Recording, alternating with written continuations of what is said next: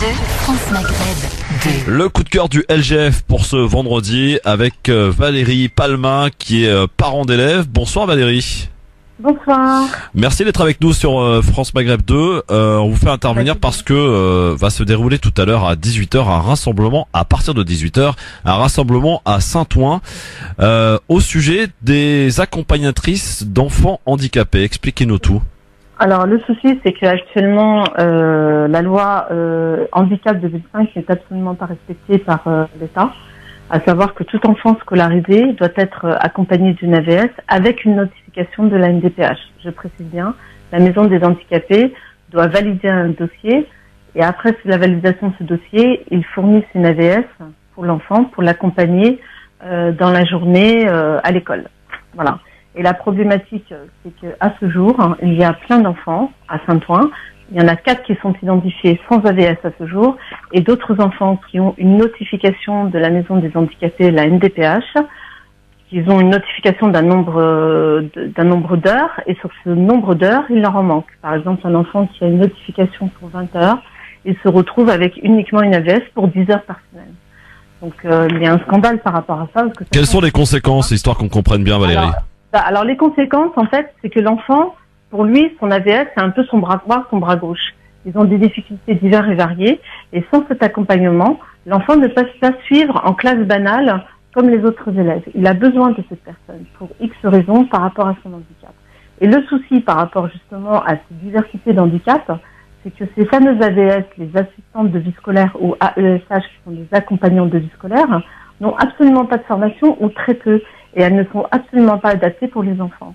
Par exemple, actuellement, les formations pour les AVS et AVSH, elles sont sur une table, devant un tableau blanc ou noir, et elles écoutent quelqu'un qui parle avec des écrits en veux-tu en voilà, pendant un nombre d'heures. Ouais. Le problème, c'est que les AVS veulent une formation concrète sur le terrain, qu'elles visitent des structures spécialisées, qu'elles aient des contacts avec des personnes spécialisées, qu'elles rencontrent des cas, des enfants vraiment en situation, et qu'on leur explique quelle est la conséquence et l'attitude à avoir notamment. Moi, je vais vous expliquer quelque chose. Il y a un témoignage que j'ai eu d'une AESH qui est en province. Elle est actuellement dans une classe Ulysse. Une classe Ulysse est une classe spéciale où il y a que 12 enfants, 12 élèves. Là, en l'occurrence, c'est au collège, donc dans un lycée banal. Donc, c'est pour l'inclusion, justement, de ces enfants. Et cet enfant-là est schizophrène. Normalement, il devrait être en IME. C'est des instituts médicalisés pour ces enfants-là. Il n'y a pas de place. Donc, il se retrouve dans des classes Ulysse. Et cet enfant schizophrène, la semaine dernière, a pris ses 4 doigts dans la bouche et s'est mordu ses doigts jusqu'au sang. Et d'un coup, comme ça, dans la classe. Et après, il a pris une camarade de classe et il l'a jetée contre le mur. Ouais. Je peux vous dire que l'AESH était complètement choquée. L'enseignant a essayé, à deux, ils ont essayé de tenir cet enfant, et croyez-moi qu'ils ont beaucoup de force. Et il y a eu 2 autres enseignants qui sont venus essayer de le neutraliser. Ils sont en panique. Cette AESH est prête à donner sa démission. Elle y va avec la boule au ventre. Elle a peur que cet enfant l'attaque. Elle ne sait pas comment réagir. Ouais. Alors, oui. Valérie Palma, pardon de vous couper. En tout cas, merci de nous avoir relaté cet exemple, histoire de bien comprendre évidemment l'urgence qu'il y a. Alors, à qui s'adresse ce rassemblement? Qui vous alertez ce soir à Saint-Ouen? Ce soir, comment dirais-je, ce rassemblement concerne tout le monde. Les enfants, les parents concernés ou non, tout le monde est le bienvenu. Les politiques, les médias, tout le monde doit venir. Tout le monde est concerné par cette cause. Et le problème, c'est que ces enfants n'ont pas le droit à la parole. Ils n'ont pas la parole au quotidien. Certes, ce sont des enfants qui coûtent de l'argent et qui en rapportent pas. Mais ça suffit. L'État doit respecter la loi. Vous interpellez l'État ou vous interpellez peut-être les communes? Alors, on interpelle l'État et on interpelle les communes. Les communes aussi doivent jouer un rôle aussi pour les activités périscolaires, d'accueillir dignement les enfants dans les centres de loisirs. À ce jour, à Saint-Ouen, on négocie avec les parents pour prendre de temps en temps les enfants. Les parents travaillent. Souvent, ces parents-là sont également dans la précarité. Oui. Donc, il faut faire le nécessaire. C'est où exactement? Alors, donnez-nous l'adresse exacte du rassemblement prévu, donc tout à l'heure, à partir de 18h. Le rassemblement, il est prévu à partir de 18h devant la mairie de Saint-Ouen. Voilà. Devant la mairie de Saint-Ouen à partir de 18h. Valérie Palma, juste avant de partir, je voulais juste vous faire écouter et peut-être réagir juste derrière très rapidement, parce que ce sujet s'est invité à l'Assemblée nationale hier. Un certain François Ruffin, écoutez. Chers collègues marcheurs, je vous le demande avec solennité. Vous n'avez pas honte? honte de votre paresse, honte de votre sectarisme. Je vais résumer, pas seulement pour les citoyens dehors, mais pour vous ici, pour que vous mesuriez votre déshonneur. Nous avons dans le pays des femmes, des milliers de femmes, qui accompagnent les enfants handicapés dans les écoles.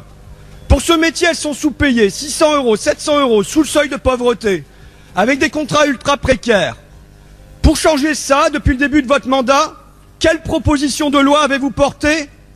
Rien, aucune. Et le ministère, quel projet de loi? Rien, aucun. Ça, pour supprimer les impôts aux actionnaires, pour offrir aux firmes le secret des affaires, là c'est urgent. Là, sur ces bancs, vous répondez tous présents. Mais pour ces travailleuses pauvres, rien, rien de rien, personne. Aujourd'hui, notre collègue qui est de droite, mais moi je m'en fiche qu'il soit de droite, du centre, du sud, de l'est, de l'ouest, peu importe, notre collègue Aurélien Pradier propose d'élever un peu leur statut. Son texte n'est pas parfait, loin de là. Il est nettement améliorable. Et nous avons, nous, les insoumis, mais également les communistes, les socialistes, les UDI, les républicains, nous avons déposé des tas d'amendements en commission. Vous, les marcheurs, aucun amendement. Vous êtes 300 et aucun amendement. Vous n'avez même pas participé aux échanges. Vous vous êtes contentés en groupe, en troupeau, de voter contre, de lever la main en cadence comme des Playmobil. J'espère que le pays ne vous pardonnera pas. Nous vous demandons un scrutin public. Les noms des votants seront publics. Je les publierai sur ma page Facebook et je ne serai pas le seul. Ils circuleront à travers la France. Et ce vote, j'en suis convaincu, ce vote vous collera à la peau comme une infamie. Colère de François Ruffin hier à l'Assemblée nationale. Réaction, Valérie Palma? Je rejoins tout à fait. Je rejoins tout à fait dans cette colère parce que les AVS et AESH actuellement sont complètement négligés par l'État. Effectivement, les salaires sont dérisoires, entre 680 et 700 € par mois. Sans formation, on les jette avec un contrat devant un enfant. On leur explique pas l'état de l'enfant. Les AVS n'ont pas le droit d'avoir un contact avec les parents. Il y a une négligence totale. C'est scandaleux. Donc effectivement, le rassemblement que nous faisons ce soir à 18h à Saint-Ouen, c'est un rassemblement apolitique. Il y aura des politiques de tous bords, sauf En Marche, mais divers. On a bien compris, oui. Voilà, qui seront présents. Et on est tous là. Il y aura du monde ce soir. Il faut que tout le monde vienne. On va faire la fête. La star de cette fête, ce sont les enfants. Et tous les gens qui se greffent autour de ces enfants sont constamment en difficulté. L'État ne met pas les moyens, ne met pas les soins, n'aide pas les AVS et AESH. Un contrat complètement précaire par rapport à tout ça. C'est honteux. En France, en 2018, c'est honteux. Rendez-vous ce soir à 18h, à partir de 18h à Saint-Ouen, messieurs, dames, pour que les choses bougent, que cela change et que enfin on puisse apporter, j'allais dire, la juste récompense à ces gens qui travaillent pour venir en aide, et vous l'avez bien compris, aux enfants qui sont la star de ce rassemblement, à partir de 18h devant la mairie de Saint-Ouen. Valérie Palma, parent d'élèves, voilà, organisatrice de ce rassemblement.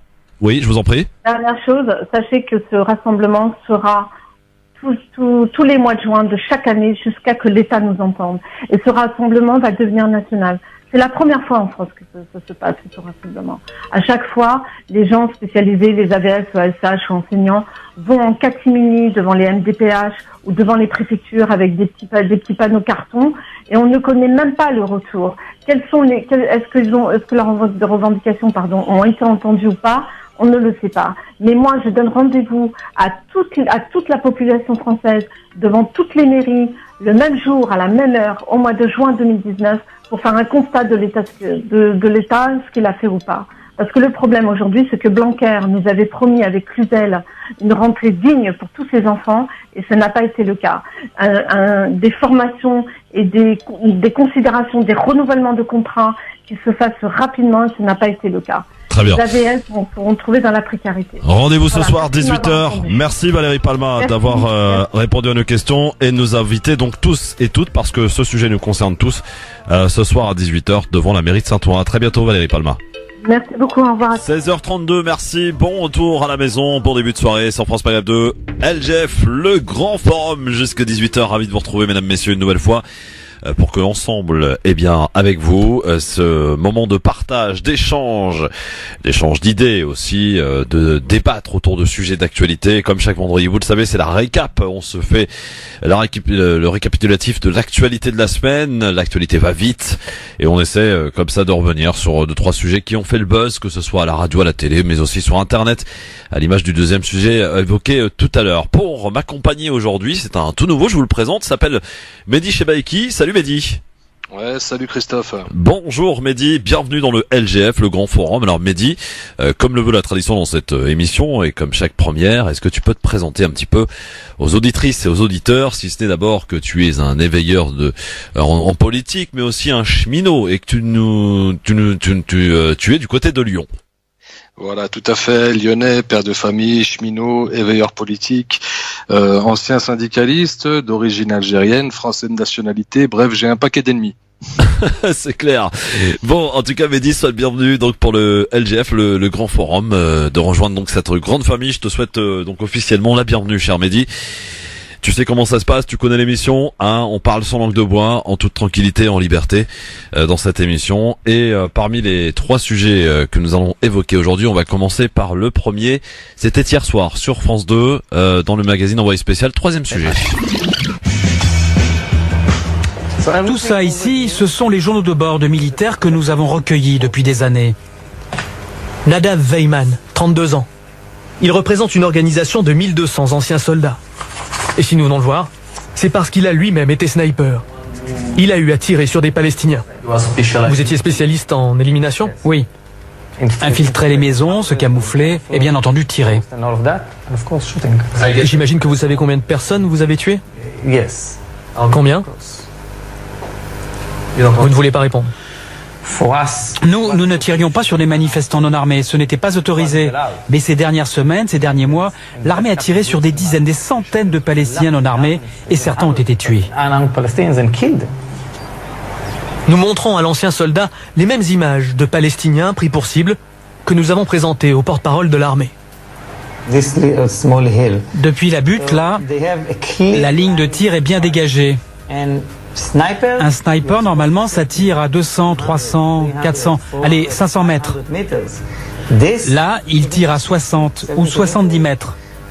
Ça veut dire que le sniper, dans sa lunette, il peut choisir de tirer sur le genou, la cheville, le tibia.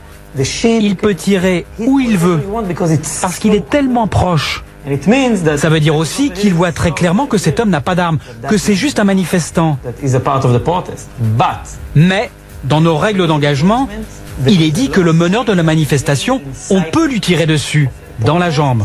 Vous êtes autorisé à faire ça ? Oui. Durant votre formation, on vous apprend ça ? Bien sûr. Personne ne remet ça en cause. Ce sont les instructions de l'armée. Vous pouvez tirer sur un meneur ? Oui, le meneur. Donc vous êtes formé pour tirer sur le leader d'une manifestation, même s'il ne porte pas d'arme ? Oui, ces gens qui manifestent côté Gaza ne sont pas une menace. Vous pourriez les éloigner avec des balles en caoutchouc, plus de gaz lacrymogène, j'en sais rien. Je ne suis pas tacticien, ce n'est pas à moi de trouver les solutions. Mais je sais que les forces israéliennes auraient bien d'autres possibilités. Voilà pour ce reportage donc diffusé hier soir donc sur France 2, cher Mehdi.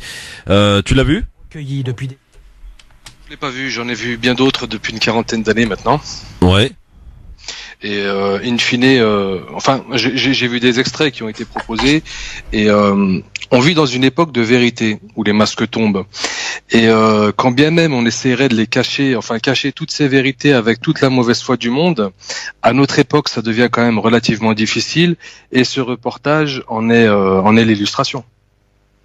Alors, il y a eu beaucoup de réactions, cher Mehdi, sur ce reportage évidemment hier, à tel point que l'ambassadrice israélienne en France a tenté, en tout cas, de faire interdire ce reportage. Du coup, on vous pose la question, est-ce que vous trouvez ça normal qu'un organe de presse, en l'occurrence France 2, du service public, essaie de faire son travail et nous a proposé, en tout cas, je crois, un reportage quelque peu équilibré. Donc, eh bien, vous êtes très majoritairement, je veux dire, à dire non, que vous ne trouvez ça absolument absolument pas normal. 95% sur Facebook, donc score sans appel. 87 sur Twitter. LGF officiel sur Twitter, sur Facebook France Maghreb 2 pour voter. Cher Mehdi, il y a eu aussi le CRIF et puis un certain Meyer Habib que vous connaissez tous, qui s'en est mêlé. Comment expliquer qu'aujourd'hui on n'arrive pas à faire de l'info, et en l'occurrence quand on parle des territoires occupés, ça devient tout de suite un sujet sensible? En fait, c'est un sujet sensible qui l'est depuis plusieurs années, mais il est surtout sensible pour une des parties qui est engagée. Plus que le fond du sujet qui a été abordé, enfin qui a été présenté sur France 2, moi je trouve que ce qui est plus criant de vérité dans cette affaire, c'est justement cette intervention d'un ambassadeur, une ambassadrice en l'occurrence étrangère, dans le débat public. Je pense que pour moi c'est même plus choquant que les images, parce que les images et la situation, qu'elle soit humanitaire, militaire ou économique à Gaza, et dans le reste de la Palestine d'ailleurs, nous la connaissons tous, elle est la même depuis bien longtemps, elle se répète année après année, les opérations israéliennes se succèdent, les, paraît-il, ripostes, comme ils aiment à les appeler, et donc les faits en fait qui se sont passés sont certes d'une importance gravissime, mais tout le monde connaît cette situation, tout le monde sait ce qui se passe là-bas, et fin de l'ignorer. Non, ce qui est plutôt intéressant et révélateur dans cette affaire, c'est le fait qu'une ambassadrice étrangère se permette d'interférer entre les Français, le peuple français, et son service public. C'est quand même quelque chose de gravissime, et ça démontre plusieurs choses. La première, ça démontre en fait qu'il y a déjà un effondrement historique de la souveraineté française. Je n'ai pas mémoire de histoire par le... Oui. On a perdu notre ami Mehdi là, qui est avec nous en direct de Lyon, bien entendu sur France Maghreb 2 pour évidemment le LGF. Alors cher Mehdi, oui tu es là. Alors juste pour illustrer un petit peu les différentes réactions, il y en a deux que je voulais vous livrer, qui m'ont été livrées là juste avant de commencer cette émission sur Twitter. Charles Anderlin, que vous connaissez. Il déclare à la retraite de France Télévisions depuis 2 ans. Je n'ai absolument rien à voir avec cet excellent reportage donc à Gaza. Et puis un autre, alors là celui-là il va être plutôt plus rigolo, c'est Anda Yari, que vous connaissez tous aussi. Anda Yari qui déclare: surprise par le reportage envoyé spécial qui évoque la situation à Gaza sans tenir compte de la haine et des attaques de djihadistes liées à des organisations terroristes du Hamas. Après on s'étonne de la montée de l'antisémitisme et d'assassinats ciblés de juifs en France. Signé Anda Yari. Voilà, et ça c'est 2 tweets comme ça que j'ai pris totalement au hasard. Il y a eu évidemment beaucoup d'autres réactions, cher Mehdi. Vos appels au 01 40 33 9000 pour nous dire d'abord si vous avez regardé le reportage, si vous l'avez trouvé équilibré, juste, et pour nous donner votre réaction face à cette réaction donc qui s'enchaîne à chaque fois qu'on parle de la Palestine, d'Israël. Il y a tout de suite un lever de bouclier. Charles Anderlin, qui est un journaliste que vous connaissez tous, qui en avait fait d'ailleurs les frais à l'époque avec son reportage sur le petit Mohamed mort dans les bras de son père, c'était en 2000 si je ne m'abuse, lors de la deuxième intifada. C'est un sujet sensible, et en particulier France Télévisions qui à chaque fois ose nous proposer des reportages. Alors c'est pas toujours de bonne qualité, mais pour le coup quand c'est signé les UC, c'est souvent de qualité et c'est un travail de fond. On peut saluer encore une fois cette initiative donc d'envoyer spécial et de diffuser donc ce reportage. Mehdi, encore une fois c'est important de le rappeler, un reportage quelque peu équilibré. Et puis il y a eu un rassemblement devant le siège de France Télévisions la veille, avec des prises de parole qui sont plus qu'inquiétantes, puisqu'il y a certaines personnes qui déclaraient que si il y a un acte antisémite au lendemain de ce reportage, France Télévisions et Élise Lucet seraient responsables ou considérés comme responsables de cet acte antisémite. Mehdi, voilà à quoi il faut s'attendre lorsqu'on parle des territoires occupés. Hélas, mais ce que je remarque également, c'est qu'on demande à ce qu'il y ait un reportage équilibré. Or, à mon sens, j'apprends qu'il faut que les reportages soient équilibrés. Je pensais que le but d'un reportage journalistique, c'était de rechercher la vérité. La vérité, effectivement. La vérité, c'est ce qu'on recherche toujours, bien entendu. Avec Abdel qui nous appelle au 01 40 33 9000. Bonsoir Abdel. Bonsoir tout le monde. Mais Christophe. Oui Abdel. Moi, bon, bravo à la 2. Bon, c'est rare qu'on voit des reportages comme ça, mais qu'est-ce que ça change? On sait. C'est pas plus grave ce qui a été fait envers des enfants le jour où Gaza a été bombardé par Israël. On a l'impression qu'à chaque fois qu'il se passe quelque chose, qu'on découvre et qu'on dit tiens, Israël a fait ça, Israël fait ça. Mais qu'est-ce que ça change de ce qu'on sait? Mais on sait, et il y a une chose qu'il faut savoir. Et Christophe, tu peux pas nier que depuis que j'appelle ta radio, j'arrête pas de te le dire. Hein, tu sais que je te disais toujours, je te rappellerai, rien va s'arranger. Tu peux t'es témoin de ça, tu te rappelles? Non mais Abdel, je comprends pas bien. Abdel, pardonne-moi. Oui. Moi j'entends ce que tu dis, mais là on n'est pas du tout en train de parler de ça, de ce que ça change. Là on est en train de parler d'un reportage qui est diffusé à une heure de grande écoute sur une grande chaîne dite du service public, pour alerter de la situation que beaucoup de Français ignorent. Abdel, ça il faut que tu te le dises. Toi, mais non, mais non mais rigole si tu veux. Rigole si tu veux, mon ami Abdel. Il y a beaucoup de gens, je peux te le dire, qui ne savent pas ce qui se passe là-bas. Et qui sont intoxiqués par la presse et par certains journalistes. Si tu peux me permettre de juste de développer, toi après t'as tout le temps, moi j'ai pas trop le temps. Si Israël se permet de faire ça, Christophe, c'est que le monde lui a donné l'autorisation de le faire. Le monde lui a dit vous pouvez le faire, on ne bougera jamais. Parce que quand il y a un pays africain qui excuse-moi l'expression, qui pète de travers comme Assad ou comme Saddam Hussein, on Assad n'est pas en Afrique, hein, mais bon. De faire, ouais. D'accord. Quand Macron dit Assad devra rendre des comptes, pourquoi il dit pas Monsieur Bush, Monsieur Tony Blair, Monsieur Israël devra rendre des comptes? Je pense que là tu vas, Abdel, hein, si je me permets, je pense que là tu vas un peu dans tous les sens. On n'est pas du tout en train de parler de ça. Non, Abdel, on n'est pas en train de parler de ça. On est en train de parler d'un reportage diffusé hier soir sur une situation à Gaza que, encore une fois, je te répète, beaucoup de Français ignorent, et donc c'est très intéressant que les Français puissent être avertis sur ce qui se passe après, sur le fait qu'Israël sont renforcés, qu'ils ne respectent pas les résolutions, qu'ils font ce qu'ils veulent, etc. C'est autre chose, on est d'accord, mais c'est autre chose, Abdel. Là, on est sur le terrain du reportage hier et sur la tentative de l'ambassadrice israélienne en France qui a voulu, il a tenté de faire interdire la diffusion de ce reportage que Lenny, puisque Élise Lucet et France 2 et la rédaction de Envoyé spécial n'ont pas cédé, c'est tout. Mais Christophe, tu veux me faire croire que toi, en tant que journaliste, tu veux faire croire que les Français ne sont pas au courant ce que vit Gaza? Mais c'est une plaisanterie ou quoi? Non, c'est pas une plaisanterie, Abdel. Je t'assure, je t'invite à sortir un peu le dimanche. Tu verras qu'il y a beaucoup de gens qui sont pas au courant parce qu'on n'en parle pas, Abdel, encore une fois. Donc c'est normal. Mais non, mais c'est pas ça. C'est qu'ils peuvent pas. Ils peuvent pas en parler. Israël nous a dit taisez-vous. Et ben justement, hier on en a parlé, et hier on a dénoncé, et on a eu un commentaire d'un ancien de Tsahal, de l'armée israélienne, qui a expliqué, voilà, donc bon. D'accord, bon. À part ça, Christophe, ouais. Est-ce que tu connais l'histoire mieux que moi, puisque tu es journaliste? Non, personne connaît mieux que tout le monde. Enfin, personne connaît mieux que les autres. Il y a pas de souci là-dessus. On s'exprime chacun. Christophe, tu es mieux informé en tout cas que certaines personnes. Ah, qu'est-ce qui se passe?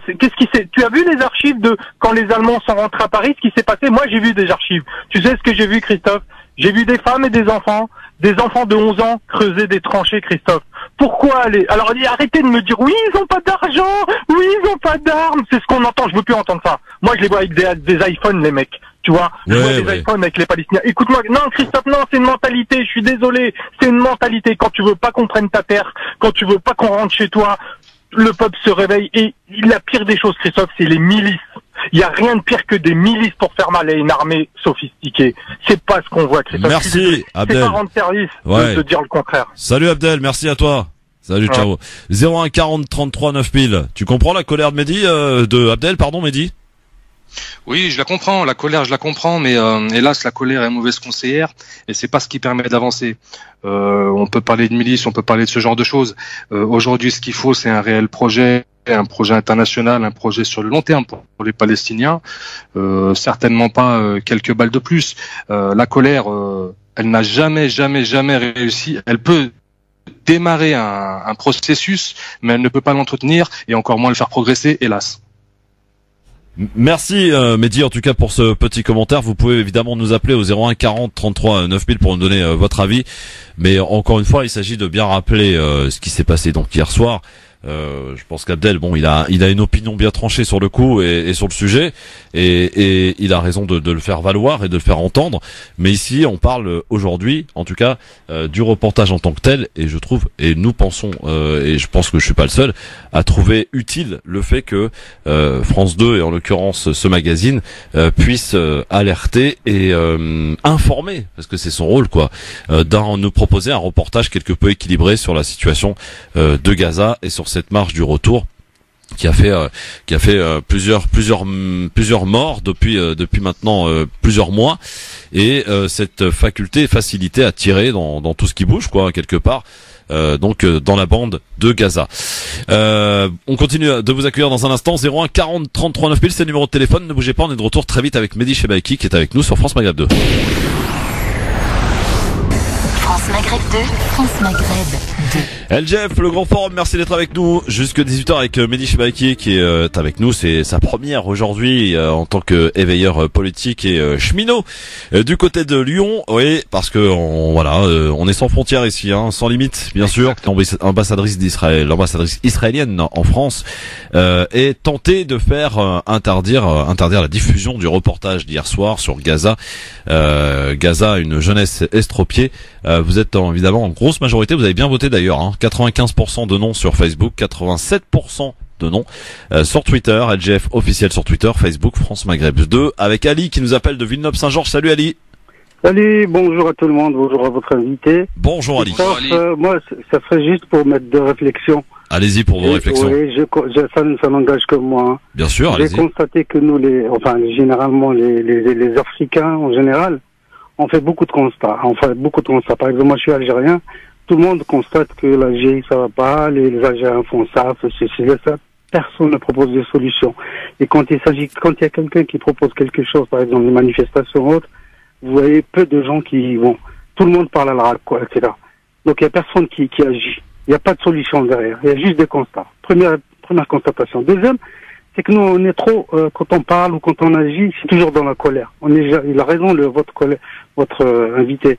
On n'est jamais sage dans le sens où exposer des solutions calmement ou parler calmement. Il n'y a pas de dialogue. Son opinion ne plaît pas ou autre, on lui saute dessus, ou il y a toujours j'ai raison. Voilà. C'est ça qui nous fait dans la réaction. Voilà, c'est exactement. On est dans la colère, dans la réaction. Dans la réaction vif et dans la colère, en général, on fait des erreurs. On fait beaucoup d'erreurs. On n'agit pas sagement. On fait beaucoup plus d'erreurs. Je te rejoins parfaitement, Ali. Je te rejoins parfaitement. Voilà. Il me semble que c'est justement l'un des gros problèmes de la communauté française de confession musulmane et au-delà, c'est le fait de ne jamais chercher à agir, mais on est toujours dans la réaction. Et lorsque l'on est dans la réaction, hélas, on arrive avec un temps de retard et on réagit face au problème ou de créer des solutions et de ne plus nous laisser embarquer dans les problèmes des autres. Je suis tout à fait d'accord avec vous. Et puis il faut dire qu'on est nombreux. Avec nous, c'est pas la quantité, c'est pas, comme on dit, c'est pas dans la quantité. On est nombreux, mais on n'a pas la qualité, voilà. C'est-à-dire qu'on n'agit pas. On a beaucoup d'intellectuels en France, alhamdoulilah. Maintenant, c'est pas comme avant où les émigrés c'était des travailleurs. Maintenant, il y a beaucoup d'intellectuels, mais je dirais qu'il y a un peu d'égoïsme dans notre communauté. Chacun, il a son pavillon, sa petite voiture, sa petite famille, sa belle vie, des vacances, etc. Mais on se soucie pas de l'autre et on voit pas l'histoire derrière. Nous, les Algériens, par exemple, je parle quoi pour qu'Algériens, ils ont souffert, nos ancêtres. Comment ils ont acquis la liberté? C'est qu'ils ont été aidés par d'autres peuples. Ils ont été aidés par d'autres communautés. Et c'est à nous maintenant de rendre cette monnaie. Et malheureusement, les Algériens, je parle pas tous les Algériens, je parle de moi-même, hein. On n'est pas pareil. On n'est pas pareil. On est égoïste. On oublie vite on est amnésique. Voilà. Merci Ali pour vos constatations. J'apprécie votre invité, il parle très bien. Ah bah écoutez, merci, Ali, voilà, merci. C'est sa première, faut l'encourager. Merci beaucoup. Super, il faut continuer. Moi j'encourage toujours les gens qui émergent comme ça. Merci Ali. Il faut des gens comme ça, il y a beaucoup de gens comme ça qui sont dans l'ombre, il faut les pousser, il faut les faire sortir de l'ombre. Merci Ali. Ciao, à bientôt. 01 40 33 9000, ça y est, t'as tapé dans le mille d'Ali, hein. Ça y est mon vieux. Hein. Oh, c'est plutôt l'inverse, c'est Ali, hein, des gars comme ça, c'est du sucre. Des gens comme ça, c'est du sucre, ça permet de réfléchir, ça permet de nous aider à avancer. 01 40 33 9000 bien entendu pour terminer cet épisode donc concernant ce reportage diffusé hier soir sur France 2 qui a pas fait un gros score hein, mais normal en même temps il y avait le foot hein, face au volet spécial. Alors l'équipe de France qui a peiné d'ailleurs messieurs dames.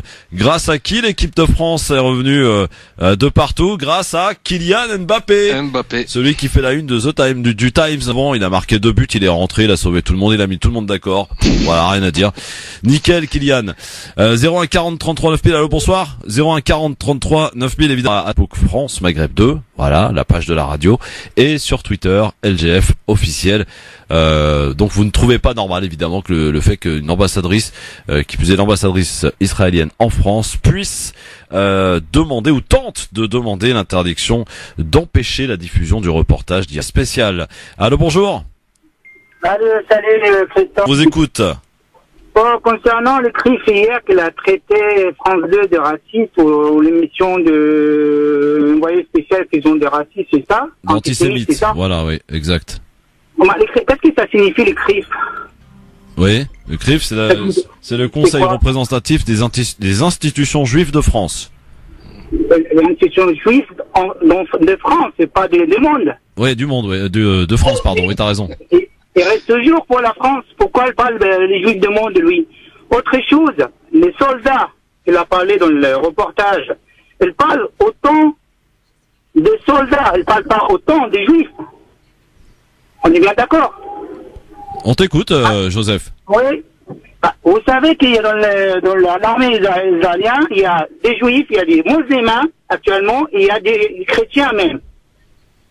Et le soldat, quand il parle au niveau des soldats à quelqu'un qui est de son métier, il ne parle pas autant des juifs. Je me demande pourquoi ils ont traité les missions antisémites. Ils ne parlent pas des histoires de juifs ou des histoires de religion. Ils parlent des gestes. Oui, Joseph, juste pourquoi ils sont énervés, je pense, parce que la propagande israélienne a été révélée au grand jour pendant une vingtaine de minutes sur une grande chaîne publique, c'est tout. Voilà. Mais les juifs restent en France, ils ne parlent pas des juifs du monde, parce que c'est pas leur boulot, hein. Désolé.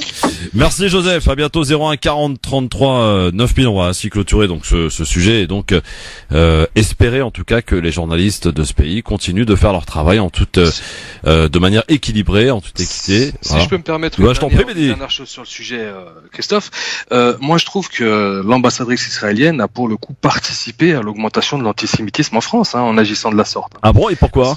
Eh ben, qu'est-ce qu'elle fait? Elle est en train de nous dire dans une lettre qu'il ne faut surtout pas lier le sort de la communauté juive française, enfin que des gens lient le sort de la communauté juive française à ce qui se passe au Moyen-Orient, à ce qui se passe en Palestine. C'est vrai, elle l'a dit ça. Oui, absolument.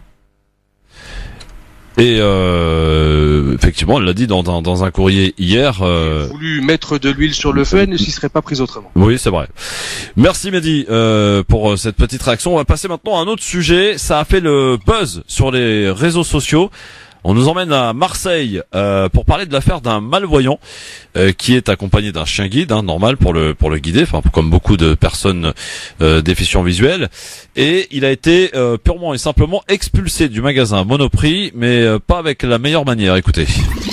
Au milieu du magasin, une personne qui s'est présentée comme étant le directeur du magasin nous a dit tout simplement que les chiens n'étaient pas acceptés dans son établissement. Il y a de l'hygiène, on n'accepte pas les chiens, monsieur. Moi, je suis assez habitué à ce genre de situation. Je lui ai dit que c'était pas un simple chien, mais que c'était un chien guide, et que de ce fait, il devait rester à mes côtés, et c'était quelque chose d'obligatoire parce que c'est prévu par la loi. Ce monsieur n'a pas voulu écouter ce que je lui disais. Il était complètement sûr de ce qu'il affirmait. Il a beau être chien guide, il reste chien pour des normes d'hygiène. Je ne peux pas l'accepter. Et il nous a demandé de quitter le magasin. Moi, personnellement, j'étais aussi sûr de ce que je disais, parce que la situation m'était déjà arrivée. Je suis resté ferme sur ma position. Je sortirai pas, monsieur. C'est de l'accessibilité, monsieur. C'est de la discrimination que vous faites là. La situation de refus est flagrante, mais il y a quelque chose de plus grave que ça. C'est la situation de violence qui s'en est suivie. Et ça, c'est juste la première fois que ça m'arrive. Et ça, c'est pas acceptable. Vous arrêtez de me pousser, monsieur. Je suis dans mon bon droit. Non, monsieur. Mais malade, mais pourquoi vous me prenez là? Non mais vous renversez le fauteuil roulant d'un handicapé? C'est un ami qui avait déjà assisté à ce genre de situation auparavant et qui ulcéré devant cette énième situation qui en plus était en train de dégénérer vers quelque chose d'assez choquant, a juste eu la présence d'esprit de sortir son téléphone pour constater l'infraction et pouvoir s'en servir comme une preuve juridique. Après la vidéo, donc une fois que mon ami a coupé, on était en dehors du magasin, en tout cas en dehors des portiques, physiquement encore dans le magasin, mais à l'extérieur de l'espace de vente. Et la police a rappelé, en ayant vérifié la loi avant, et a annoncé au gérant du magasin, tu restes toi ? Tu restes. A annoncé au gérant du magasin qu'il était en tort et qu'il se devait de me laisser rentrer. Donc à partir de ce moment-là, le dirigeant a changé tout à fait son fusil d'épaule et m'a fait des excuses et m'a dit qu'il était complètement désolé et honteux de la situation. Effectivement, il peut être juste honteux de ce qui s'est passé. Monoprix a fait des excuses publiques sur les réseaux sociaux.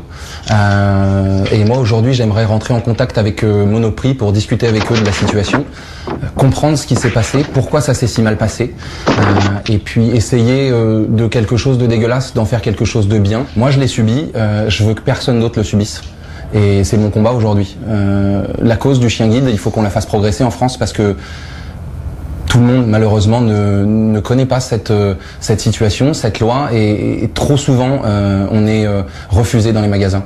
Le handicap nous limite déjà suffisamment dans notre autonomie et il ne faut pas que les hommes s'y mettent, quoi. Voilà, témoignage difficile à entendre. Pourtant, ça se passe ainsi, évidemment. C'est Arthur donc qui a décidé finalement de se servir de cette très mauvaise expérience pour en faire déclencher peut-être une réaction.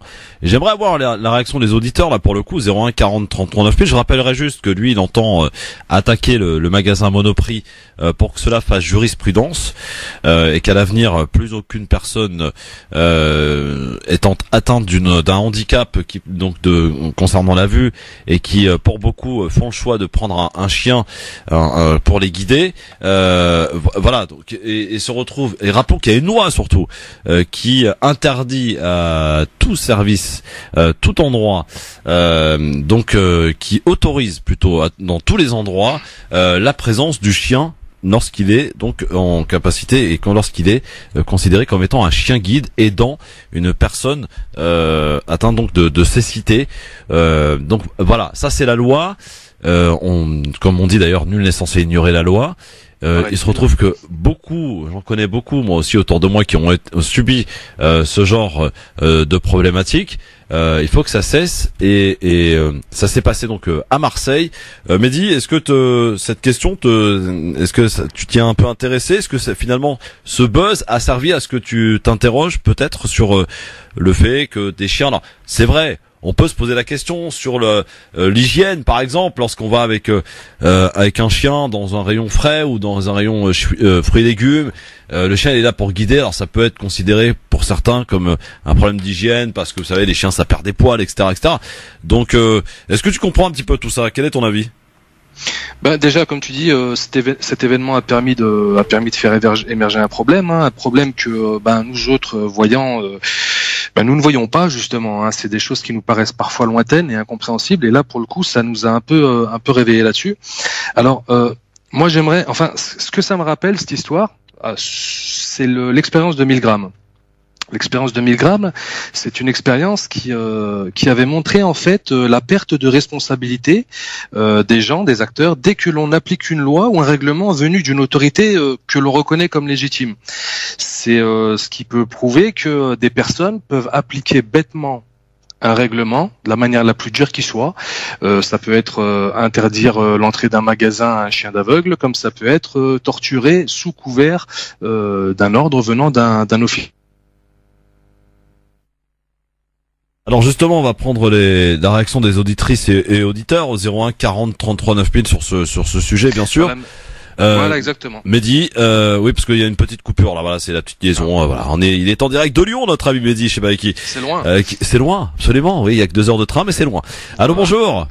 Oui, allô, bonjour. Bonjour, monsieur. Votre prénom? Ouais, c'est Karim. Karim, il nous appelle d'où, Karim? Ouais, Karim Damien. Karim Damien, alors qu'est-ce que cette affaire te suscite comme réaction, cher Karim? Ah c'est juste dégueulasse quoi, de leur part quoi, parce que bon, quand on voit que les personnes aveugles ils n'ont pas d'autre choix que de se faire guider par un chien, et que là on voit que la personne est aveugle, qu'on lui refuse l'accès, c'est juste intolérable quoi. Mais est-ce que vous comprenez quelque part qu'un patron de magasin puisse peut-être avoir comment dirais-je, des difficultés à accepter un chien dans son magasin, notamment dans des rayons. Vous savez que c'est pas toujours propre, quoi. Je veux dire, les chiens ils perdent leur poil, etc. Donc oui, bien sûr, mais dans ce cas-là, mon cher Christophe, on demande à la personne poliment de patienter, qu'est-ce qu'elle désire, on fait même ses courses, on lui porte même ses courses, je dirais. Il faut avoir un minimum de bon sens. Oui, absolument. Oui. Je veux dire, des personnes aveugles qui rentrent dans un magasin avec un chien, il y en a pas non plus 10 par jour, quoi. Non, On peut leur demander gentiment qu'est-ce qu'ils désirent, on peut leur apporter et même les accompagner. Et maintenant, chacun pense à sa poire, de nos jours. Ouais, Mehdi ? Non, je disais qu'il y a la loi et il y a l'exception à la loi. Je vais prendre un exemple tout bête, étant donné que je suis dans les trains. Imaginez un adulte qui se met à crier, à hurler et à se rouler par terre dans un train. Inadmissible, on est d'accord. Ouais. On a payé un billet de train, on veut être tranquille, on veut même pas que la sonnerie du téléphone portable de notre voisin sonne. Par contre, oui. On n'aura pas la... Oui, par contre, le cheminot, apparemment, le train, bon, c'est vrai que dans le train aussi, on reconnaît quelques situations, un petit problème. Oui, voilà. Mehdi. On a un devoir moral. Le par contre, après le par contre, on n'a plus entendu. Alors, vas-y, on t'écoute, Mehdi. Après le par contre, non, je disais, nous avons un devoir moral, justement, de passer outre la loi pour des cas exceptionnels, et c'est notre côté humain qui doit prendre le pas sur la loi à ce moment-là. Ouais. Et dans le cas d'un chien d'aveugle, une personne malvoyante qui va faire ses courses, je suis désolé, mais là, on n'est pas dans la loi. Là, on est dans l'humain, là, on est dans sans aller jusqu'à la compassion. Bah, comme dit Karim, quoi, on peut proposer l'aide, effectivement, à la personne, point barre, voilà. Pour lui faire des courses, et puis tout le monde est content, quoi. Voilà. Non, et puis pourquoi le chien ne rentrerait pas? Écoute, on va dire les choses clairement. Moi, dans beaucoup de restaurants où je vais, il y a des chiens qui sont sans laisse, sans muselière, et ce sont des chiens d'agrément. Dans la rue, on peut voir aussi ce genre de choses, des gens qui ont plusieurs chiens, pas toujours très propres, pas toujours très bien éduqués, et on voit pas la police ou des agents de sécurité débarquer. Donc là, qu'une personne malvoyante aille faire ses courses avec son chien, je suis désolé, mais il y a même pas de débat à avoir. Bon, merci Karim en tout cas pour ton appel. Oui, Karim. Oui. C'est comme pour les fauteuils roulants. Oui. Nous avons mis à disposition maintenant une rampe qui permet l'accès aux fauteuils roulants. Maintenant, dans ce genre de problématique avec un chien, il reste encore beaucoup d'endroits. Par exemple, la SNCF, quand une personne à mobilité très réduite prend le train, justement, on voit un cheminot qui la reçoit en gare de départ et en gare d'arrivée. Oui, il y a un dispositif, effectivement. Justement, descendre à l'endroit où il doit arriver, effectivement. Oui, absolument. Tout à fait. Oui, merci Karim en tout cas pour ton appel depuis Amiens. À très vite. Merci beaucoup Karim. Je rappelle d'ailleurs que puisque Karim y faisait référence, puisqu'il parlait des fauteuils roulants, il reste encore beaucoup d'endroits en France, beaucoup trop d'ailleurs, qui restent inaccessibles aux fauteuils roulants. Je veux dire, une personne en fauteuil roulant aujourd'hui en France et en l'occurrence à Paris ne peut pas prendre le métro par exemple. Voilà, ça ne l'est pas possible. Il y a quelques lignes de bus effectivement qui ont remonté les trottoirs et les plateformes sont équivalentes donc avec la palette qu'on sort, vous savez, des bus là. Donc là, il y a des personnes qui arrivent à prendre le bus et encore pas toutes les lignes, mais en grande majorité, il y a beaucoup de progrès à faire en matière d'accessibilité dans ce pays pour les personnes handicapées. Ça peut être aussi bien pour les fauteuils roulants que pour les personnes non-voyantes, je sais pas, le braille, la généralisation du braille notamment dans un distributeur de billets, je pensais à ça. Il y a quand même des efforts de fait, mais il reste encore beaucoup de choses à faire. Mehdi. Beaucoup trop, et il y avait l'exemple cet été aussi, un exemple qui vient à l'idée, c'est une personne qui était malvoyante et qui n'a pas pu passer le concours d'avocat justement parce que le concours, l'examen, la forme de l'examen ne se prêtait pas, hélas, à son handicap. On accueille Walid qui est avec nous et qui nous appelle d'où d'ailleurs, Walid? Salut Walid. Salut, j'appelle de Paris. De Paris, Walid. Alors sur cette affaire et sur ce buzz, donc il y a...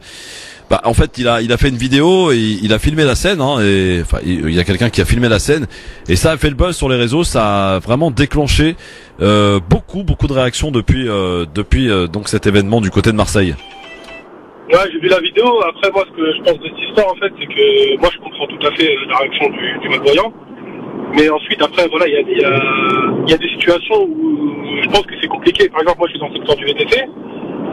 Je travaille avec des applications et par exemple les applications ils nous interdisent de ne pas prendre par exemple des clients avec des chiens, des clients malvoyants. Alors ça c'est très intéressant parce que j'ai plein de gens autour de moi qui me disent que les taxis justement, alors vous allez me dire si je me trompe, hein, lorsqu'on appelle un taxi et qu'on est accompagné d'un chien, on le signale, d'accord, et la personne le signale, et beaucoup de gens me disent et me rapportent que les taxis, bien qu'ils aient été mis au courant, je ne sais pas d'ailleurs, passent devant, voient le chien et se cassent sans s'arrêter.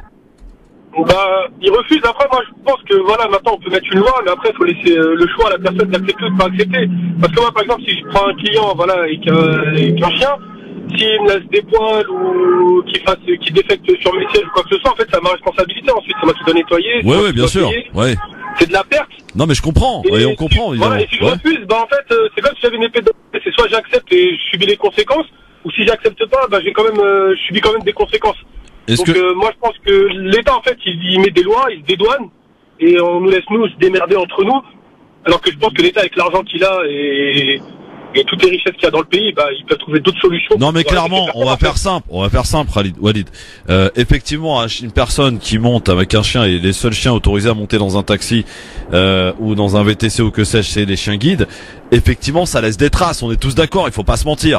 Voilà. Bah dans une petite voiture il est obligé d'être sur les sièges déjà alors qu'il marche dehors. Oui, sur les sièges ou au pied. Qui montent dedans. Au pied du maître, ouais. Voilà, mais au pied, il n'y a même pas d'espace en fait au pied. Avec ils ont en général des labradors. Ouais. Et par exemple dans une Passat ou dans une C5 ou dans une 508, bah, le chat il est obligé d'être sur les sièges. Il marche dehors, c'est ça. Il y a des gens qui. Est-ce que vous avez été confronté à la situation est-ce que ça? J'ai refusé le client. Ils m'ont appelé à l'avance, ils m'ont prévenu. Et voilà, je suis désolé, ce véhicule, bah, il y a mes enfants qui montent dedans. C'est le risque. J'en ai un, c'est un nourrisson, donc je peux pas prendre le risque. Et même une autre anecdote, c'était juste hier, j'avais un client qui était en chaise roulante, qui était tétraplégique, et je vais vous dire honnêtement, bah, quand il voulait descendre, il avait du mal, bah, je l'ai porté, ça m'a pas dérangé, on est des humains, on est des êtres humains, on est censé s'entraider. Bah, je l'ai porté comme si je portais mon enfant, je l'ai assis sur son siège, je l'ai aidé à partir, ça me dérange pas.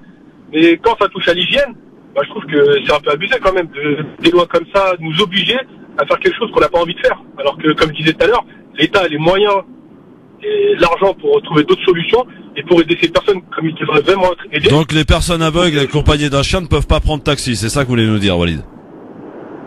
Après c'est chacun fait ce qu'il veut. S'il y en a qui veulent accepter, ils acceptent. S'il y en a qui veulent pas accepter, ils acceptent pas. Après moi personnellement, j'ai rien contre ces personnes, mais si voilà, s'il y a un chien, bah, j'accepterai pas. J'en ai déjà eu qui étaient sans chien. Bah, j'ai été les récupérer à la porte, je les ai fait monter dans la voiture. Une fois arrivé à l'adresse, bah, je descendais avec eux, je les emmenais jusqu'à la porte, je leur tapais le code, je sonnais chez la personne et qu'ils allaient. Une fois qu'il y a un chien, bah, je trouve que hygiéniquement, même moi qui suis musulman, je prie. Le chien bave sur moi, bah, je suis obligé de refaire mes ablutions 7 fois. Alors ça dépend, écoutez, ça dépend des écoles, cher monsieur. Pour ce qui est du chien, là il y a débat. Pardon de vous le dire, mais lorsqu'un chien vous touche, il n'y a pas besoin de refaire les ablutions pour certaines écoles. D'autres, il y a besoin. Donc là-dessus, voilà, rentrons pas dans ce terrain-là parce que voilà. Oui, Mehdi. Non, on va pas entrer dans le débat. C'est juste un petit truc en plus, mais voilà, après ça n'engage que moi. Attends, bouge pas, Walid. Mehdi souhaite te répondre, Mehdi. Voilà, juste une chose par rapport à ce point précis. Si on commence à parler du fait religieux par rapport aux chiens, je pense. Et là, c'est vraiment à titre personnel que le fait de conduire une personne malvoyante d'un point A à un point B passe bien avant, bien au-delà, bien en premier que le fait d'avoir touché, effleuré ou caressé un chien. Walid. Non, c'est même pas le fait de le caresser, le toucher, c'est plus s'il me bave dessus. Moi, s'il me touche, une caresse, c'est pas un souci. Mais s'il me bave dessus, moi, ça me dérange. Même pour moi, hygiéniquement, même s'il est alcoolisé ou quoi que ce soit, bah, moi, ça me dérange même pas, en fait, de l'accompagner, de le ramener, y a pas de souci. Même s'il est quoi? Vous avez dit quoi? Même s'il est alcoolisé, c'est ça, Walid? Comment? Même s'il est alcoolisé, c'est ça? Bah ouais, même s'il est alcoolisé, franchement, ça me dérange pas. C'est, voilà, si la personne elle est malvoyante, elle a un problème, ou même si elle se fait dessus. Malvoyante, alcoolisée. Parce que voilà, on est des êtres humains, on peut avoir des problèmes. Mais le chien, ça... Oui, alors, une question à te poser, Mehdi, là, une question à te poser, on en terminera là après. Voilà. Y a pas de souci. Mehdi, pour ta question? Bon, bah, apparemment, tu l'auras pas, la question. Merci Walid, en tout cas, pour ton appel. À très vite. Merci beaucoup. Bon, en tout cas, témoignage intéressant. Bon, désolé, il n'a pas pu entendre ta question parce que ça a coupé, mais c'était quoi ta question? En fait, je voulais lui poser la question, à savoir qu'il me dit que bah, il veut transporter, enfin il peut transporter des gens qui sont alcoolisés, des fêtards, des gens qui vont en soirée. D'un autre côté, il nous dit qu'il faut rester humain, mais bah voilà, bah face à quelqu'un qui a un chien guide de malvoyant, c'est non. Donc j'ai un peu de mal à comprendre la cohérence, mais c'est son choix, c'est son entreprise, c'est sa voiture. Hein. Absolument, non, on n'est pas là pour juger, on est là juste pour écouter les témoignages des personnes. Et moi, je peux comprendre très aisément qu'un taxi ou que quelqu'un puisse dire non à la montée d'un chien dans une voiture, ça y a pas de souci, on l'entend évidemment. Maintenant, lorsque les compagnies de taxi effectivement sont au courant et qu'ils arrivent devant le client et qu'ils passent devant sans s'arrêter, sachant que la personne qui les attend ne voit pas, donc en l'occurrence on peut pas savoir si le taxi est passé ou pas. Bon bah c'est un peu limite quoi. On continue de vous accueillir parce que c'est un sujet très important et au-delà du chien, on peut parler donc de l'accessibilité des personnes handicapées dans ce pays. Il y a encore beaucoup de travail à faire en France. Et puis on parlera évidemment de ce fameux remaniement. Viendra-t-il ou pas d'ailleurs ce soir ou pas? Ou faudra attendre peut-être encore le début de la semaine prochaine. Est-ce qu'on a trouvé un ministre de l'Intérieur pour remplacer Gérard Collomb qui a su depuis 10 jours. Il est star cheminot, voilà, et il est éveilleur politique avec nous jusqu'à 18h.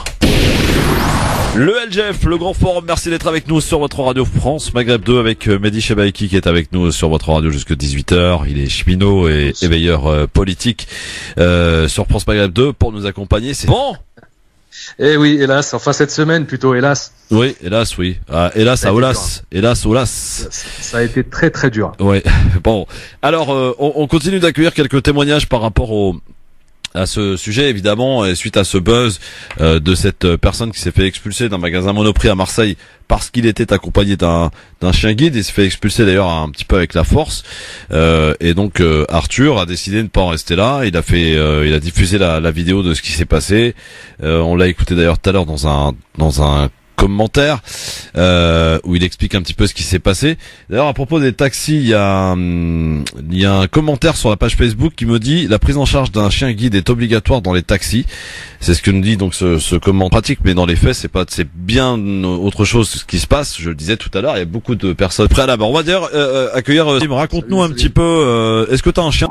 D'accord, ah oui, bon donc de ce côté-là, j'ai pas de problème. Enfin si, j'ai quelques soucis. Donc quel genre de soucis rencontres-tu avec ta canne blanche, Salim? Tiens, récemment, j'étais du côté de Beaubourg. Ouais. J'étais à la station hôtel de ville. Ouais. Donc j'allais sortir et puis à un moment donné, je marchais et puis j'entendais derrière moi deux dames qui discutaient en disant le faux aveugle, le machin, tout ça. Bon, moi je prêtais pas attention. Et à un moment donné, elles ont continué à discuter, elles ont dit le faux aveugle, comment il marche vite et tout ça. Moi, je me suis arrêté, je me suis retourné. Donc, forcément, je me suis dit, bon, je vais attendre et qu'elle passe à côté, je vais voir qu'est-ce qu'il en est. Donc, après, bon, je les ai laissés passer, puis je leur ai demandé qu'est-ce qui se passe. C'est là que, bon, elles ont commencé à me dire, bah oui, vous profitez, machin, vous profitez vous êtes un tricheur, un voleur, machin, tout ça. Donc, un tricheur, voleur, je sais pas pourquoi, mais bon. Du coup, je me suis un peu énervé. J'ai pris ma carte d'invalidité. Je leur ai dit, vous savez ce que c'est que ça? En montrant ma carte d'invalidité, il y a des gens qui se sont mêlés. Donc, c'est vrai que c'était la première fois que ça m'arrivait, quoi. C'était quelque chose qui m'est vraiment. Ouais, parce que en fait, tu te servais bien de ta canne, tu te guidais bien, donc elles ont l'impression que. Moi, quand je marche dans les transports, quand c'est dans les endroits que je connais bien, je marche vite. Donc peut-être ça aussi. Je sais pas. Non. Ouais, oui, effectivement, ça peut interpeller. Mais bon, après la connerie, elle est partout, elle est universelle, hein, pour preuve d'ailleurs. Oui, oui. Ouais, c'est sûr. D'ailleurs, est-ce que messieurs, c'est une forme de racisme? La question peut être posée. Ouais, la question peut être posée, hein, Salim. Est-ce que t'as considéré ça comme quelque part du racisme? Tricheur, je sais pas pourquoi, mais voleur. Non, en plus, Salim, parce que tu connais trop bien ton handicap. Salim, tu es handicapé, t'es aveugle, en plus, qui plus est, t'es arabe, alors là, double handicap, hein, j'ai envie de te dire. En plus, elle a osé me dire quel âge que j'avais. Alors, quel âge que j'avais, ça m'agradait pas, mais bon. Ouais. Bon, merci Salim en tout cas, et parmi les taxis, ils sont nombreux à nous écouter, là, t'as rien à leur dire?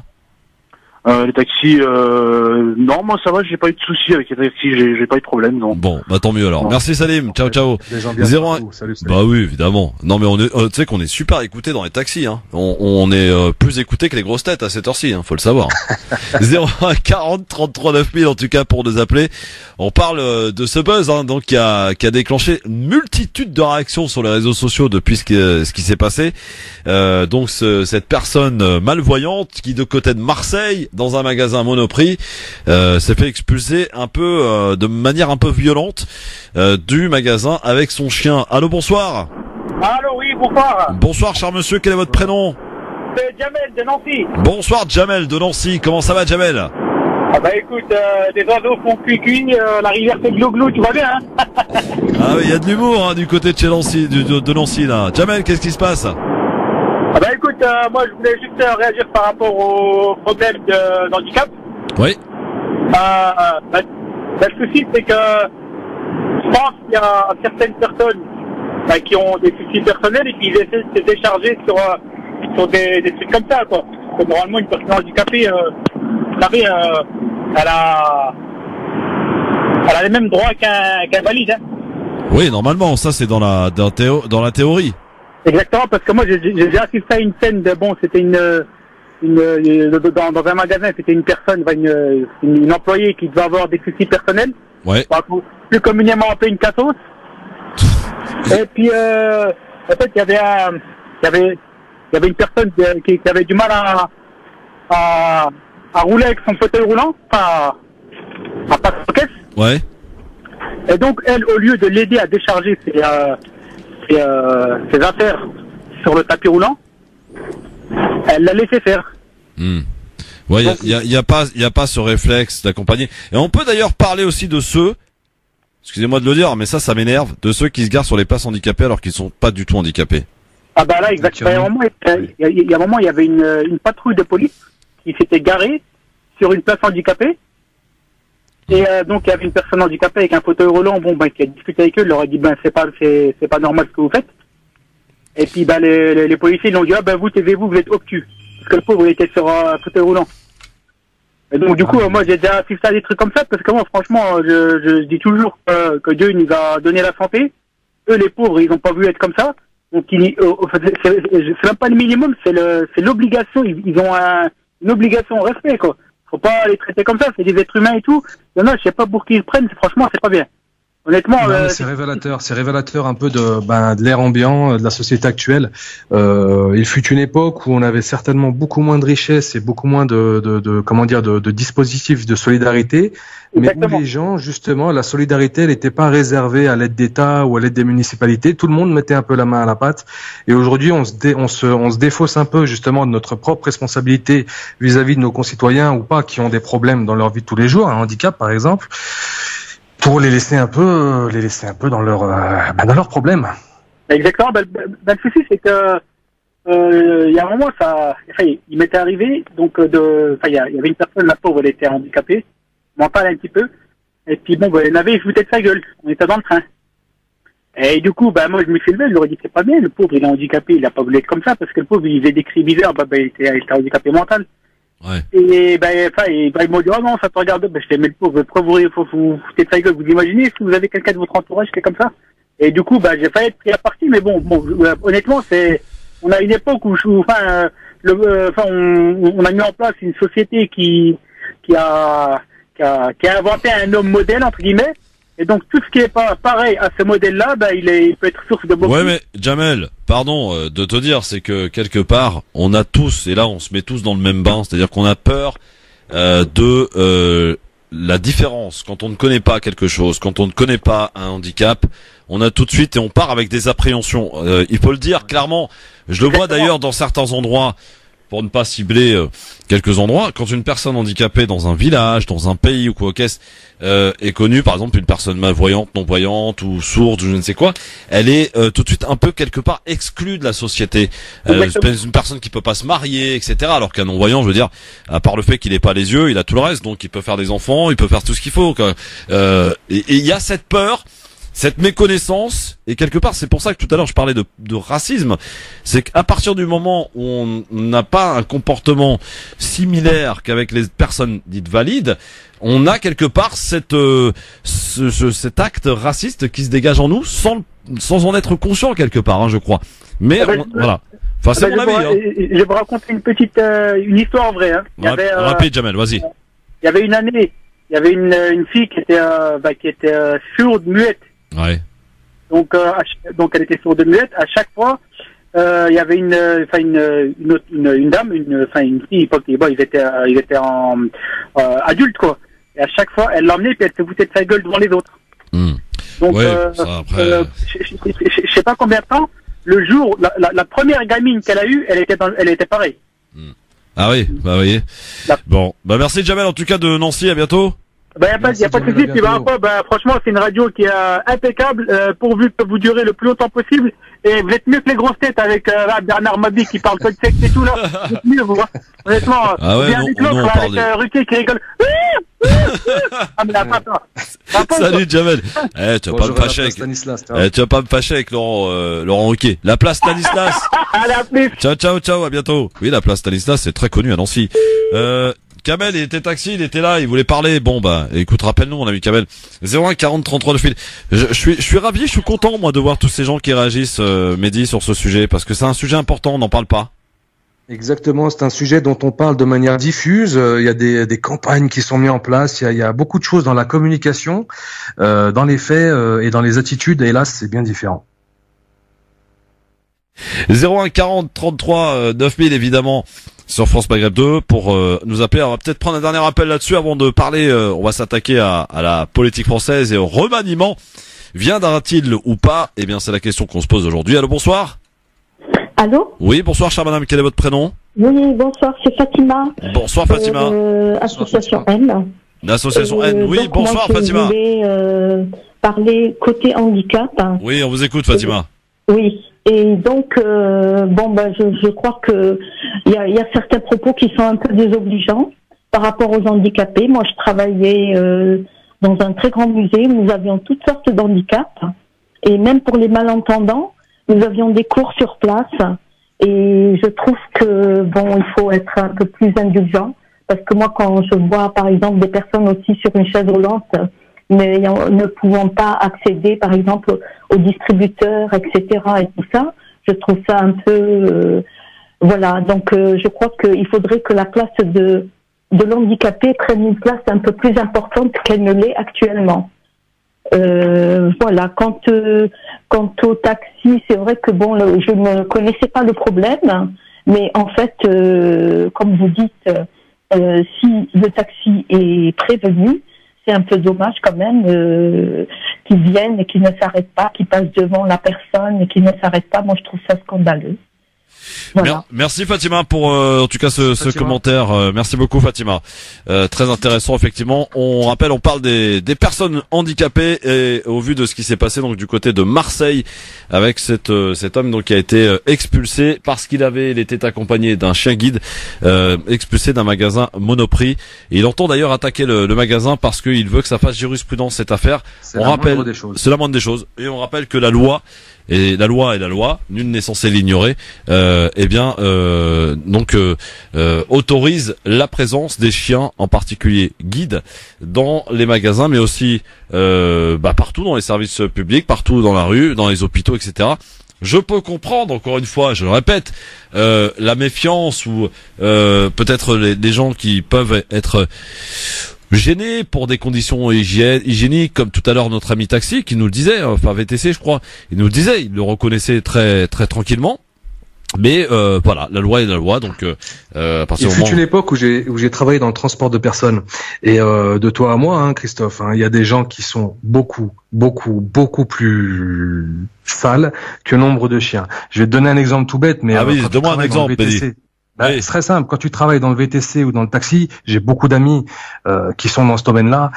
Les samedis soirs, les vendredis soirs, lorsqu'ils ramènent les gens à 5-6 heures du matin, ce sont des gens, comme disait l'auditeur de tout à l'heure, fortement alcoolisés.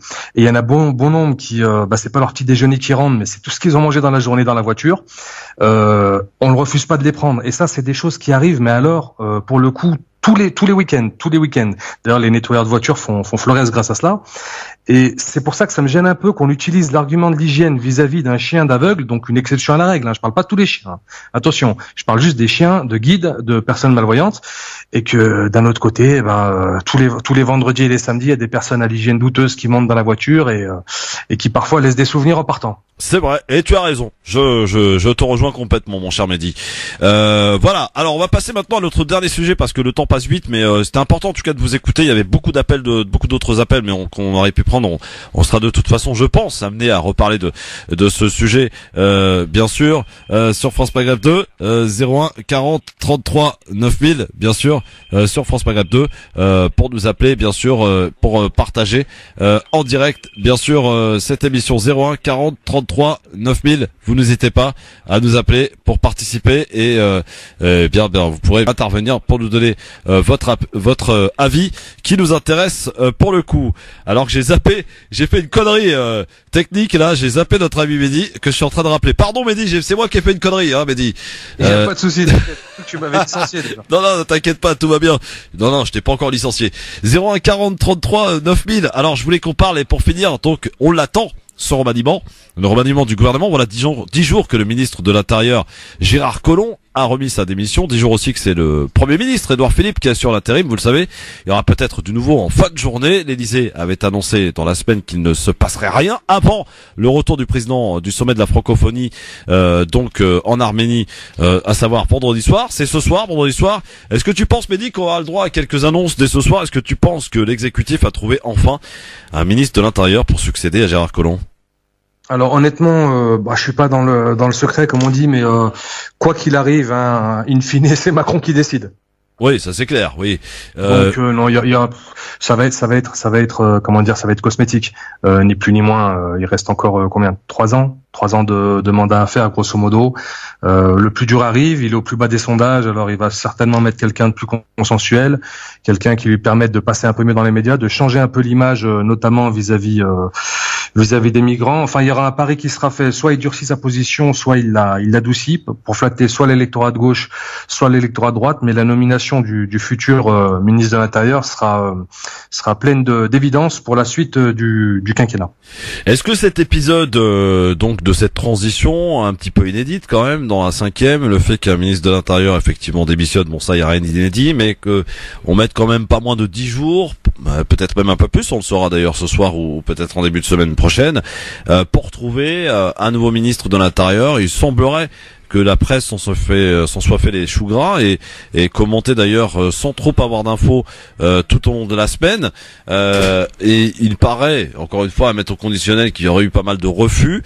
Beaucoup ne veulent plus maintenant y aller donc à ce poste. Mehdi, tu l'expliques comment ce désamour aujourd'hui? On savait que Macron avait réussi à convaincre un poids lourd quand même, à savoir Nicolas Hulot. Et un an après, ça semble complètement inversé, que Macron n'arrive plus à convaincre. Un peu comme les députés Godillot d'autrefois, il y a aujourd'hui des ministres Godillot et c'est difficile d'aller contre la volonté du roi Macron, hein. Donc on se retrouve avec des ministres qui sont simplement des enregistreurs présidentiels et qui ne font que retranscrire ce qui a été décidé par l'Élysée et son premier cercle.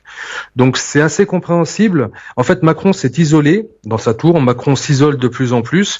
Il est à la tête il a créé un parti. Dans son parti, c'est très simple. Il a laissé la chance, c'est vrai, faut le reconnaître, à de nombreuses personnes novices en politique de pouvoir jouer les premiers plans. Mais le problème, c'est quand tu laisses des personnes novices en politique jouer les premiers plans, tu te retrouves avec des personnes sans expérience. Et pour un poste tel que le poste de ministre de l'Intérieur, il faut des gens qui ont tout de même un peu de bagage derrière eux.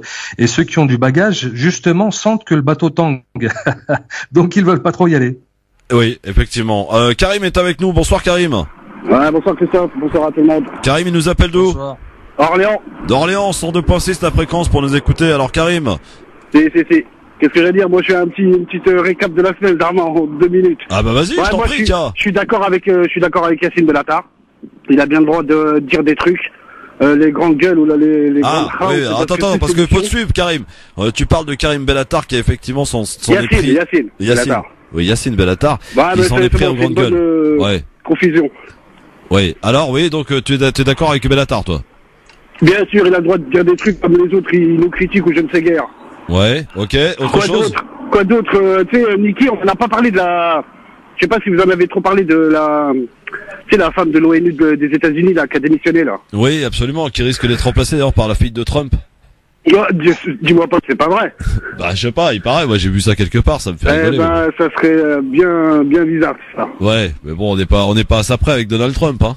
Ouais, c'est clair, mais déjà elle était bien bizarre, cette dame, elle était bien virulente, etc. Ouais. C'est clair, quoi d'autre et l'autre Colombe, avant de démissionner, qui lâche la bombe, comme t'as dit là, qui dit des trucs, bientôt on va se parler face à face, ou des... mais n'importe quoi. Je rappelle la phrase, parce qu'elle est importante et elle est pleine de sens. Là, Christophe. Il avait dit, aujourd'hui nous vivons côte à côte, je crains que demain nous ne vivions face à face. Voilà la phrase qu'il avait prononcée. Rien que pour foutre son bordel, ou je sais pas, on se demande c'est quoi le délire là. Merci Karim. Voilà pour ta petite rétro. Une dernière chose, vite fait, je sais pas, le réseau, t'as vu, ça déconne là, à la radio, hein. Ah bon, qu'est-ce qui se passe? Ah bah ça arrête pas de bugger, tu l'entends pas toi? Non, moi bon là ça va un peu depuis 10 minutes, mais depuis le début de l'émission, là ça faisait des trucs Matrix. Ah ouais, d'accord, ok, bon bah c'est cool alors. Clair. Bon, dédicace à Mehdi, bien ouais. Merci. Allez, c'est gentil, merci à toi. On a l'impression que vous connaissez ou quoi les gars? Non, pas du tout. Ah d'accord, ok, non, j'avais l'impression, je sais pas. Orléans, mais ça a l'air d'être un mec bien. Bon, merci. Bah, vice versa, et comme il a dit avec le mec, le daron algérien qui avait parlé, on a besoin de bonnes personnes pour changer les bails. Merci Karim. Bon bah dis donc. Vive François Maghreb 2. Ciao mon pote. C'est rare qu'un chroniqueur soit accueilli de la sorte, Mehdi, je tiens à te le dire, hein. Écoute, non, je sais pas si qu'est-ce que t'as fait? Tu les as prévenus? Tu leur as dit d'appeler? C'est ta famille? Dis-nous, parce que faut qu'on sache quand même. J'ai lancé une grande campagne de spamming depuis une semaine, t'es pas au courant. Dans un instant, Mehdi, tiens, tu vas être confronté à Libertad. Libertad, c'est quoi? C'est les auditeurs qui nous appellent et sans filtrage. Je ne sais pas qui ils sont ni ce qu'ils vont nous dire. En tout cas, ils vont pouvoir nous appeler en toute liberté pour nous donner un petit peu, peut-être d'ailleurs, à l'image de ce que vient de faire Karim d'Orléans, leur rétrospective, le sujet qui a retenu leur attention cette semaine, ou réagir par rapport à ce qu'ils ont entendu dans cette émission. Un sujet ou tout simplement un coup de gueule, un coup de cœur, ou peut-être aussi nous faire part d'un événement qui se passerait près de chez eux ce week-end. Pourquoi pas? En tout cas, c'est Libertad, faites ce que vous voulez. Vous nous appelez au 01 40 33 9000 pour ceux qui appellent de l'étranger, parce qu'on nous écoute aussi à l'étranger. 00 33 1 40 33 9000. À tout de suite.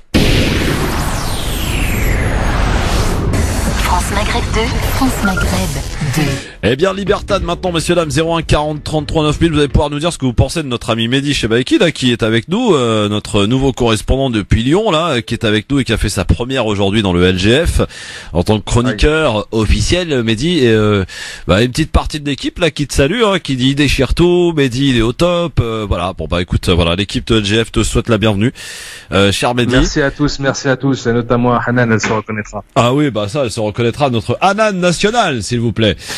Tiens, je tiens à vous annoncer que lundi, dans l'entretien du LGF, tous les lundis, vous savez, il y a un invité, c'est Dominique Vidal qui sera notre invité, qui viendra nous présenter son dernier livre lundi, à partir de 17h, et que aussi nous aurons Youssef N'Di qui sera l'invité du LGF mercredi avec Sofiane Nagdari et Youssef Brakni, mercredi prochain. Donc du beau monde, et je vous en dis pas plus, mais il y a du lourd qui arrive dans le LGF, donc restez avec nous. Ça travaille dur les gars, ça travaille dur. LGF, donc en mode Libertad, 01 40 33 9000, t'as envie de dire un truc, décroche ton téléphone, c'est tout simple, 01 40 33 9000 pour nous parler. Voilà, alors là, on est tranquille, on a à peu près 6 minutes, on y va. C'est parti, 01 40 33 9000, qui est là, bonsoir. Oui, bonsoir, prénom et ville d'appel. Alors c'est Méziane, je vous appelle de France. Ok, on t'écoute Méziane. Enchanté Méziane. Salam alaikum, merci. Je voulais vous parler du président de la République, monsieur Emmanuel Macron. Oui.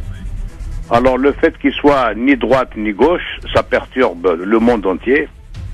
Mais moi je crois qu'en fin de compte, il est plutôt dirigé, comme tous les présidents d'ailleurs, par l'Europe et puis par les grandes industries multinationales. Et que par conséquent, il n'y a aucun président qui se revendique européen, donc mondialiste, qui pourra faire une autre politique que ce qui est décidé par les multinationales et pour le nouvel ordre mondial. Merci Méziane. Petite réaction, Mehdi? C'est vaste comme sujet. Oui, c'est clair. Il y a beaucoup de choses, oui. Après, bon, c'est l'avis de Méziane. Moi, j'ai une autre vision des choses, mais chacun est libre de penser ce qu'il veut. Si Méziane pense que c'est ainsi, c'est sa vision des choses. 01 40 33 9000, allô, qui est là? Bonsoir, prénom et ville d'appel. Morad Tuni. Salut Morad. Hein? Salut Morad, on t'écoute Morad. C'était juste pour intervenir par rapport à il y a 2 semaines en fait. faisait un coup de gueule par rapport à toutes les communautés, entre guillemets, qui avançaient de pas et qui se soutenaient pas, mais en fait, parce que tout le monde, en fait, compare les juifs avec les Africains, etc. Mais faut savoir que ça fait que 100 ans qu'on est en France, à peu près, et quand même, on a vachement de choses. Donc à partir de là, faut encore un peu de temps, mais je pense qu'on avancera quand même. Ouais, bah c'est bien d'être positif et bravo Morad. Mais force est quand même de constater quand même qu'il y a un certain nombre de franco-maghrébins, de musulmans en France, et qu'on peut espérer quand même davantage. Voilà, c'est tout, on espère davantage. Sûr. Morad. Et les juifs, ils arrêtent pas de comparer avec les juifs. Les juifs, ça fait 1000 ans qu'ils sont ici, nous, ça fait même pas 100 piges presque. Et on a presque tout. Il faut juste au niveau politique et après c'est bon. Il faut s'engager absolument. Il faut aller voter. Il faut utiliser toutes les armes qui sont à disposition. Donc les urnes, en l'occurrence, qui est la première arme très intéressante à utiliser. Merci en tout cas, Morad. Construction massive. Construction massive, absolument. Construisons ensemble. 01 40 33 9000. Et si cette émission peut être aussi le biais d'échange et de connaissances et de partage d'idées, bien écoutez, marhababik comme on dit, hein, 01 40 33 9000 sur France Maghreb 2, Libertad. Allô, qui est là? Bonsoir. Oui, bonsoir. Bonsoir, prénom et ville d'appel. Oui, c'est Mehdi de Montreuil. Salut Mehdi de Montreuil. Salut Mehdi. On t'écoute Mehdi. Oui, c'est pour parler des places handicapées. Tu en parlais tout à l'heure. Oui, Mehdi, les gens, oui. Ils les squattent, c'est vrai. Mais la préfecture bon, je vais parler de l'Île-de-France. Elle dit qu'elle accepte les photocopies des cartes handicapées. Parce que sous prétexte que les gens disent que quand ils mettent l'original, ils se font casser la vitre. Ah, je ne savais pas, mais en tout cas, je sais, pour connaître des gens autour de moi, qu'apparemment ils ont changé en plus de nouveau système. C'est plus le macaron comme à l'ancienne, c'est un nouveau truc, je sais plus comment ça s'appelle. Et ils sont en train de revoir ça parce qu'il y a eu beaucoup d'abus. En fait, pour la faire simple, Mehdi, oui. C'est que quand il y a un handicapé dans la famille, toute la famille fait la photocopie du macaron et comme ça tout le monde utilise. Hein? Je suis sûr qu'il y en a plein qui se reconnaissent là-dedans. Bon. Ah oui, on reconnaît. Ah oui, non, voilà. Bon, en même temps, quand on n'est pas handicapé, on n'a pas à se garer sur une place handicapée, point barre. C'est tout. Ah non, mais c'est clair. Mais moi, je peux le dire, hein, quand je travaille avec des garages, on a des places handicapées en face. Les gens que je vois, j'ai pas vu une seule personne en une semaine qui était handicapée. Après c'est pas des fois être handicapé, c'est pas affiché sur soi. Enfin, je veux dire, ça se voit pas physiquement. Ça peut être une autre sorte d'handicap. Donc c'est pour ça que c'est très compliqué et difficile. Mais oui, mais quand on leur a demandé, parce qu'il y en a qui sont clients, ouais. Des garages. Moi, je travaille avec des gens qui ont des garages, et ils disent non. Ils disent on a fait des demandes, on a des pistons, on a des. Ils ont tous soit des pistons, soit des photocopies, soit quelqu'un de la famille. Bon, merci en tout cas Mehdi de Montreuil, à bientôt et bon week-end mon gars, ciao. 01 40 33 9000 pour nous appeler, il nous reste quelques petites secondes, poignées de minutes pour intervenir dans Libertad sur France Maghreb 2. Allô, bonsoir, qui est là? 01 40 33 9000 évidemment pour nous appeler. Hop, faut intercepter aussi les abrutis parce qu'il y en a qui nous appellent. Oui, ça on n'est pas à l'abri hein Mehdi, tu sais. Allez. Oula, ils se reproduisent vite hein. Oula, ça c'est un truc de fou ça. 01 40 33 9000, allô, bonsoir, qui est là? Bonsoir, prénom et ville d'appel. C'est Nordine de Metz. Salut Nordine de Metz, c'est toi qui ferme la boutique, on t'écoute Nordine. Alors, en fait, c'est une petite réaction par rapport à ce que j'ai entendu, je pense, hier ou avant-hier, quand on parlait de la burqa. Ah, mais c'était hier la burqa. Par contre, t'as un téléphone pourri, mon ami, hein. Oui. Ton téléphone, il est pas top là, il y a beaucoup de bruit autour de toi, c'est pas très clair. Mais vas-y, on t'écoute. Ouais, je suis sur la route en fait. C'est dommage qu'aujourd'hui Tarek Lamy il est pas avec vous parce que en fait ma réflexion c'est par rapport à lui. Je lui ai parlé du voile et disait comme quoi le voile c'est la femme qui devrait couvrir juste la poitrine. C'est la première fois que j'entends ça en fait. Je suis pas à la année, mais d'après ce que j'entends à gauche à droite, j'ai jamais entendu comme quoi le voile en fait il doit couvrir juste la poitrine. Je te propose de le rappeler, de l'interpeller lorsqu'il sera là, parce que je peux pas parler à sa place, évidemment, tu me comprendras. C'est cornique. Merci pour ce que vous faites pour. Bah je t'en prie. À très vite, merci beaucoup. 01 40 33 9000. On ferme boutique évidemment pour ce soir. On remet le couvert la semaine prochaine avec une belle semaine en perspective qui s'annonce avec lundi donc Dominique Vidal qui sera notre invité pour l'entretien du LGF à partir de 17h. Mercredi, Youssef N'Di sera notre invité avec Sofiane Lakhdari et Youssef Brakni, et puis évidemment tous nos intervenants, dont Mehdi Chbaiki qui a fait sa première. Évidemment, Mehdi. Alors, comment s'est passée cette première? Ah, superbe, excellent. J'étais vraiment heureux de participer à ce moment avec toi, avec les auditeurs. Et puis on apprend les uns des autres. On s'écoute, on discute, on dialogue, même si on n'est pas d'accord. L'important, c'est justement de continuer à discuter. Je terminerai juste sur une phrase qui me semble importante et qui résume toute ma pensée. Hein. C'est très simple. Occupez-vous de politique, occupez-vous de politique, occupez-vous de politique. Sinon, ne pleurez pas si les politiques viennent s'occuper de vous. Wow, génial. Merci beaucoup, mon cher Mehdi. On se retrouve très vite sur France Maghreb 2. Et encore une fois, la bienvenue au nom de toute l'équipe du LGF. À très bientôt sur France Maghreb 2. Salut mon gars. Bon week-end. Rendez-vous lundi à partir de 16h. Il est 18h. Marine Garel pour l'info. Bonsoir Marine. Bonsoir à tous. Il n'y a pas que les prix des carburants qui changent à la pompe, les noms aussi. À partir d'aujourd'hui, une directive européenne datant de 2014 est entrée en vigueur pour harmoniser les noms des carburants dans les stations-service de l'Union européenne et des 7 pays voisins. Fini les samplons 95 E10 et autres gazoles. Place aux formes et aux chiffres pour retrouver le bon carburant à la pompe. Marine Le Pen a été entendue par les juges ce matin au Palais de justice de Paris.